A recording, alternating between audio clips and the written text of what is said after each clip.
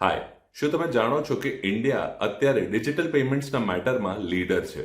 હા, માત્ર ઇન્ડિયાએ યુપીઆઈ એટલે યુનિફાઈડ પેમેન્ટ્સ ઇન્ટરફેસ જેવી ટેકનોલોજી ડેવલપ કરી છે અને એને સ્કેલ કરીને ઝડપથી એડોપ્ટ કરી છે અને બાકીની કમી કોવિડ-19એ પૂરી કરી. કેશથી ઇન્ડિયાને ડિજિટલ તરફ વધાવ્યું છે. આ ઇનોવેશન અને ડિસ્રપ્શન રોકાવાની નથી. આજે દર પ્રોબ્લેમથી નવી ઓપોર્ચ્યુનિટીના હજારો દરવાજાઓ ખુલી જાય છે. અને જ્યારે ગ્લોબલી ક્રિપ્ટોકરન્સીનું બૂમ ફેઝ ચાલ્યું હતું ત્યારે દુનિયાના ઘણા દેશોના લીડર્સે અને તેમની સેન્ટ્રલ બેન્ક્સે આ ટોપિકને લઈ સિરિયસ થઈ ગયા. કોઈ દેશની ઈચ્છા નહીં હોય કે એનું મોનેટરી પાવર એક અજાણ્યા કે એનોનિમસ સિસ્ટમના હાથમાં જતું રહે. પણ આ ક્રિપ્ટોની ડિમાન્ડમાં ગવર્મેન્ટ્સ અને તેમના સેન્ટ્રલ બેન્ક્સને વિચારવું પડ્યું કે કેમ ક્રિપ્ટોની આટલી ડિમાન્ડ વધી ગઈ. અને આ જ વિચાર સાથે ઘણા મોટા દેશો અને એમના લીડર્સ પોતાની ડિજિટલ કરન્સી લાવવાના રેસમાં પડી ગયા. હા, ડિજિટલ કરન્સી એ પણ ગવર્મેન્ટથી લિંક્ડ છે ને. ઇન્ટરેસ્ટિંગ. તો આવો આજના વિડીયોના કોન્ટેક્સ્ટમાં આને વધુ સમજીએ. પહેલું પ્રશ્ન ઊભું થાય છે કે ડિજિટલ રૂપી શું છે? નવેમ્બર 1, 2022 પર આપણી સેન્ટ્રલ બેંક આરબીઆઈ એટલે રિઝર્વ બેંક ઓફ ઇન્ડિયાએ ઇન્ડિયન ઇકોનોમીને એક મોટી ભેટ આપી અને એ હતી સીબીડીસી, જે છે સેન્ટ્રલ બેંક ડિજિટલ કરન્સી. આના નામથી આપણે સમજી શકીએ છીએ કે આ ડિજિટલ ફોર્મમાં એક સેન્ટ્રલ કરન્સી હશે.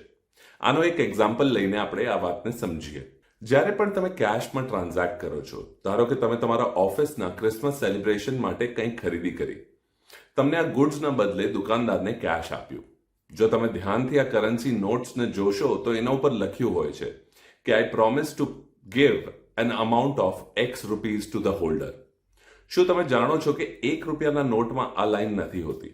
કારણ કે તે રિઝર્વ બેંક ઓફ ઇન્ડિયાએ નહીં પણ મિનિસ્ટ્રી ઓફ ફાઇનાન્સે ઇસ્યુ કરી હોય છે. આ સિવાય તમે કોઈ પણ નોટ જુઓ તો પ્રોમિસ સ્ટેટમેન્ટ સિવાય ત્યાં આરબીઆઈ ગવર્મેન્ટના સિગ્નેચર હોય છે.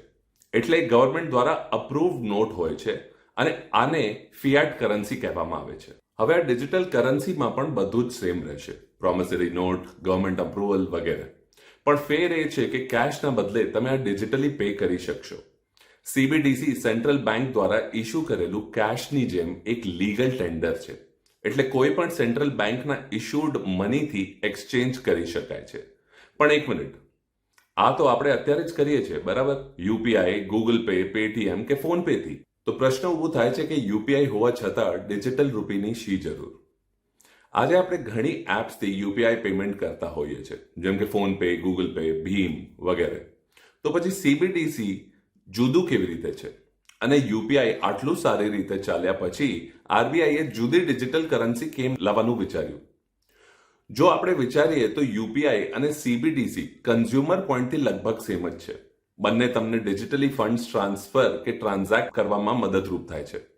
પણ તમે જો બેન્કિંગ અને અકાઉન્ટિંગ પોઈન્ટ ઓફ વ્યૂથી જોશો તો બંનેમાં મોટું ફેર છે. આવો આને વિસ્તારમાં સમજીએ. જો તમે એક દુકાનથી મેગીનું એક પેકેટ ખરીદો છો અને તમે જીપે, પેટીએમ કે ફોન પે થી પેમેન્ટ કરો છો તો તમને એક નોટિફિકેશન આવે છે અને દુકાનદારના સ્પીકર પર અનાઉન્સ થાય છે કે અકાઉન્ટમાં X રૂપિયા પ્રાપ્ત થયા. હવે ઇન્ટરેસ્ટિંગ વાત એ છે કે આ ટ્રાન્સફર નથી થયા અને તમને નોટિફિકેશન આવી. તમે વિચારતા હશો આ કેવી રીતે? મની ટ્રાન્સફર થઈ નથી પણ નોટિફિકેશન આવી છે. જો તમારું અકાઉન્ટ ઇન્ડિયન બેંકમાં છે અને સામેવાળાનું અકાઉન્ટ એસબીઆઈમાં છે તો બેંક દર ટ્રાન્ઝેક્શન પર પૈસા ટ્રાન્સફર નથી કરતી. બે બેંક્સ વચ્ચે આખા દિવસમાં ઘણી બધી ટ્રાન્ઝેક્શન્સ થતી હોય છે. આજે લોકો કટિંગ ચાથી લઈને ડોમિનોઝ પિઝા સુધી બધું જ ઓનલાઈન ઓર્ડર કરી ઓનલાઈન પેમેન્ટ કરે છે.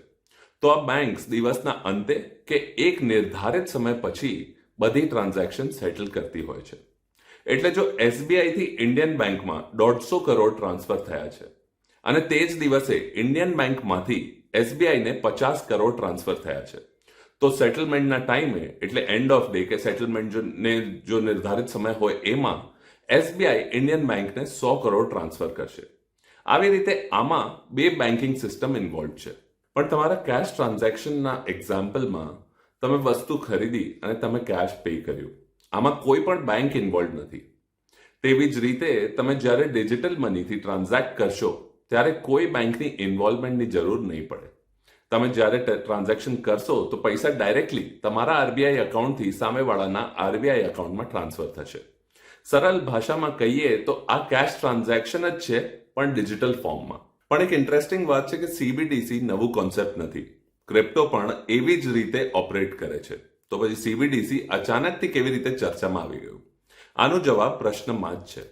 જેમ જેમ ક્રિપ્ટો પોપ્યુલર થયું, દેશો અને તેમના લીડર્સ ક્રિપ્ટો વિશે સિરિયસ થયા, અને કોઈ પણ દેશ ક્રિપ્ટો જેવા એનોનિમસ પ્લેટફોર્મને પોતાની ઇકોનોમી સોંપી નહીં દે.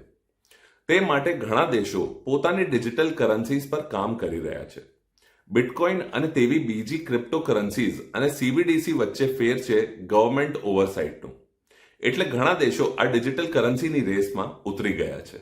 તો જ્યાં અમે ક્રિપ્ટો કરન્સી અને સીબીડીસી વિશે વાત કરી રહ્યા છે, તો આવો એની અંડરલાઇન ટેકનોલોજી પણ જોઈએ, જે છે બ્લોકચેન ટેકનોલોજી. બ્લોકચેન એક સિસ્ટમ છે જે એવી રીતે ઇન્ફોર્મેશનને રેકોર્ડ કરે છે જે કોઈ માટે યુઝ કરવું કે પછી એને ચેન્જ કે હેક કે ચીટ કરવું ઇમ્પોસિબલ બનાવી દે છે. બ્લોકચેન એક ડિજિટલ લેજર છે જે એક નેટવર્કમાં ટ્રાન્ઝેક્શન્સ અને ડિજિટલ એસેટ્સના ઓનરશિપ રેકોર્ડ કરવાનું કામ કરે છે. અને સ્ટેબલ સીબીડીસી અને હાઈલી વોલેટાઇલ ક્રિપ્ટો કરન્સીઝમાં મોટું ફેર એ છે કે સીબીડીસી જે પ્રાઇવેટ બ્લોકચેન નેટવર્ક યુઝ કરે છે તેનું ડેટા સેન્ડર, રિસીવર અને બેંકને જ મળે છે, અને પબ્લિકને નહીં. પ્રાઇવેટ બ્લોકચેન હોવાના કારણે આની રેગ્યુલેટેડ કે સેન્ટ્રલાઇઝ સિક્યોરિટી હોય છે. આનું મેઇન ઓબ્જેક્ટિવ યુઝર્સની પ્રાઇવસી મેન્ટેન કરવું છે. પણ ક્રિપ્ટો કરન્સીઝ જેમ કે બિટકોઇન પબ્લિક બ્લોકચેન પર ઓપરેટ કરે છે. દરેક યુઝર જે પબ્લિક બ્લોકચેન પર છે તે આ ઇન્ફોર્મેશન એક્સેસ કરી શકે છે. એટલે ક્રિપ્ટો કરન્સીને ડિસેન્ટ્રલાઇઝ કહેવામાં આવે છે. અને આનાથી તે હેકર્સ માટે ઇઝી ટાર્ગેટ બની જાય છે.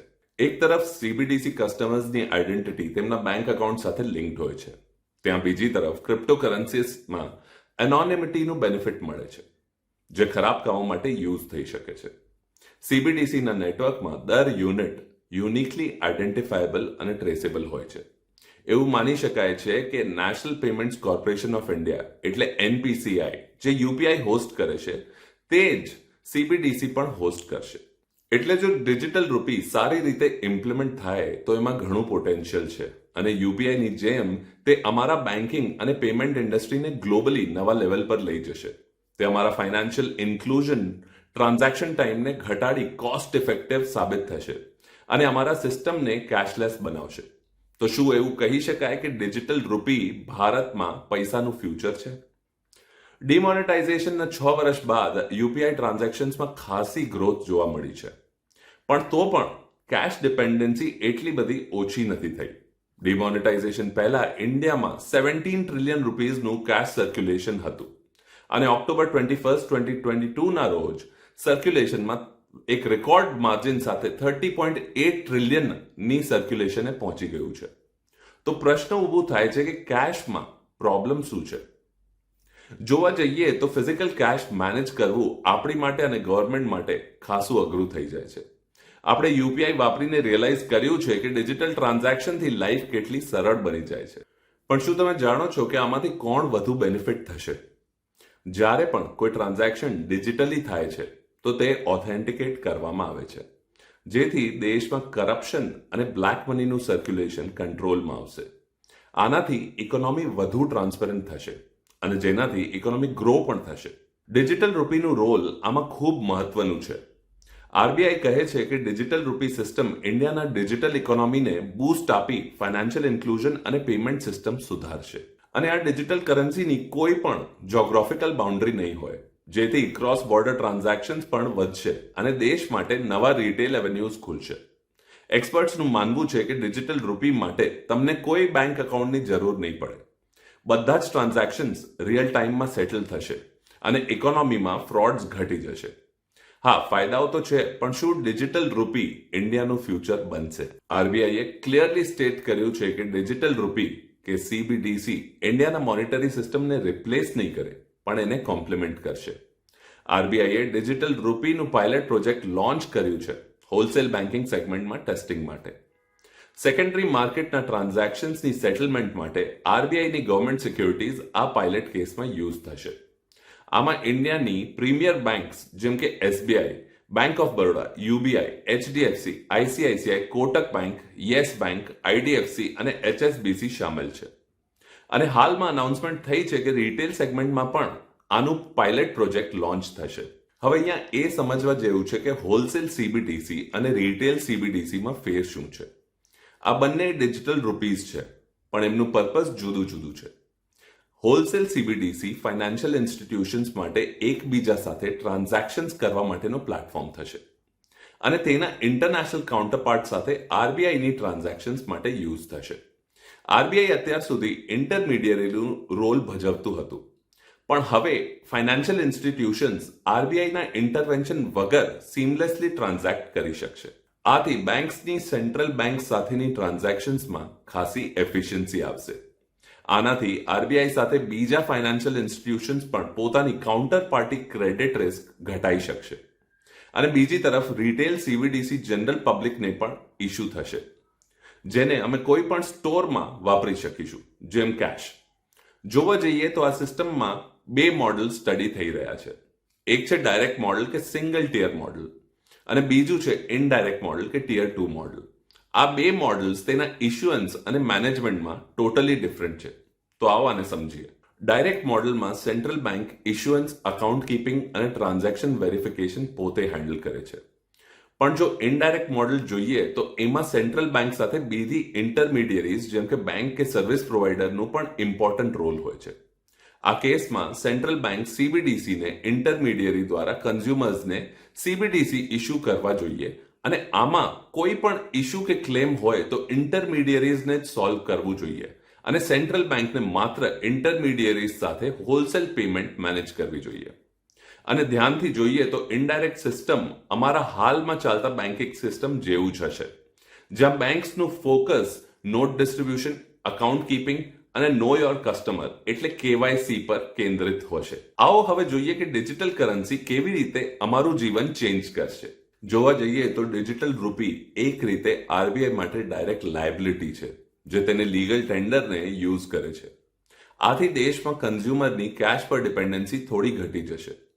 CBDC blockchain powered digital wallet પર ટ્રાન્ઝેક્ટ થઈ શકશે, જે રીતે અમે પેટીએમ કે અન્ય વોલેટ યુઝ કરીએ છીએ, અને તે ફિઝિકલ કરન્સીમાં પણ કન્વર્ટ થઈ શકશે. આ ઇન્ડસ્ટ્રી સાથે જોડાયેલા એક્સપર્ટ્સનું એવું માનવું છે કે આ ડિજિટલ ફોર્મ અમારા શોપિંગ, સેવિંગ પેટર્ન્સ અને બિઝનેસ કરવાની રીત બદલી દેશે. રિયલ ટાઈમ ટ્રાન્ઝેક્શન્સ અમારા જીવનને વધુ સરળ બનાવશે. ઇન્ડિયન એક્સપોર્ટર્સ અને ઇમ્પોર્ટર્સ પોતાના ફોરેન ટ્રેડ્સ વગર રિસ્ક અને ફોરેક્સ ફ્લક્ચ્યુએશનના સેટલ કરી શકશે, જેનાથી મોટું ઇફેક્ટ આવશે. અને જ્યારે વર્લ્ડ વાઇડ નેટવર્ક્સ આ ઇકોસિસ્ટમ બનાવશે, ત્યારે ક્રોસ બોર્ડર પેમેન્ટ્સમાં સીબીડીસી ઇન્ડિયન રૂપીને ગ્લોબલ બનાવવામાં મોટું રોલ પ્લે કરશે. અને આના સાથેની ટ્રેસેબિલિટી અને ટ્રાન્સપેરન્સીના લીધે ગવર્મેન્ટ સબસિડીઝ લોકો અને બિઝનેસીસ સુધી વગર લીકેજે પહોંચી શકશે. અને આપણા 140 કરોડની વસ્તી પરનું ઇમ્પેક્ટ જોવા જેવું હશે. મેક્રો લેવલ પર પણ ડિજિટલ રૂપી ગવર્મેન્ટ અને સેન્ટ્રલ બેંક્સને રિયલ ટાઈમ વિઝિબિલિટી અને ઇકોનોમી પરના ઇન્સાઇટ્સ આપશે, જેથી ફિસ્કલ અને મોનિટરી પોલિસીઝ વધુ સારી રીતે એક્ઝિક્યુટ થઈ શકશે. તો આથી આજે અમે જોયું કે ડિજિટલ રૂપીના આવવાથી આરબીઆઈ ફિઝિકલ કરન્સી અને ક્રોસ બોર્ડર ટ્રાન્ઝેક્શન્સના પ્રોબ્લેમને કેવી રીતે સોલ્વ કરશે. પણ આટલા મોટા દેશમાં આનું સારી રીતે ઇમ્પ્લિમેન્ટ થવું ખૂબ જ ઇમ્પોર્ટન્ટ છે. હજી સુધી રૂરલ ઇકોનોમી ટ્રેડિશનલ પેમેન્ટ સ્ટ્રક્ચરમાં ગૂંચવાયેલ છે અને તે ઇઝીલી આમાં ઇન્ટિગ્રેટ નહીં થાય. ઓનલાઈન સિક્યોરિટી થ્રેટ પણ આરબીઆઈને ચેલેન્જ કરશે. એટલા માટે આરબીઆઈનું પ્રોએક્ટિવ રહેવું જરૂરી છે. આની બોટમ લાઈન છે કે આરબીઆઈને આ પાયલટ્સના ઇમ્પેક્ટની પૂરી રિસર્ચ કરવી પડશે. પણ આ ગર્વ કરવા જેવી વાત છે કે આરબીઆઈ ડિજિટલ કરન્સીને રોલઆઉટના તરફ વધી રહી છે અને ધ્યાનથી બધા ચેલેન્જીસને ફેસ કરી રહી છે. ઇતિહાસમાં જોઈએ તો પૈસાનું ઇવોલ્યુશન જોવા જેવું છે. બાર્ટર સિસ્ટમથી ફિઝિકલ કેશ અને હવે ડિજિટલ કરન્સી. જોઈએ ફ્યુચરમાં શું થશે. તમને શું લાગે છે એ અમને કમેન્ટ સેક્શનમાં જણાવો. જો તમને આ વિડીયો ગમ્યો હોય તો લાઈક અને શેર કરો અને આવા જ ઇન્ટરેસ્ટિંગ વિડીયોઝ માટે ચેનલને સબસ્ક્રાઇબ કરો અને બેલ આઇકનને ક્લિક કરો, જેથી તમે કોઈ પણ અપડેટ મિસ ના કરો. આવતા વિડીયોમાં મળીએ, ત્યાર સુધી હેપી ઇન્વેસ્ટિંગ.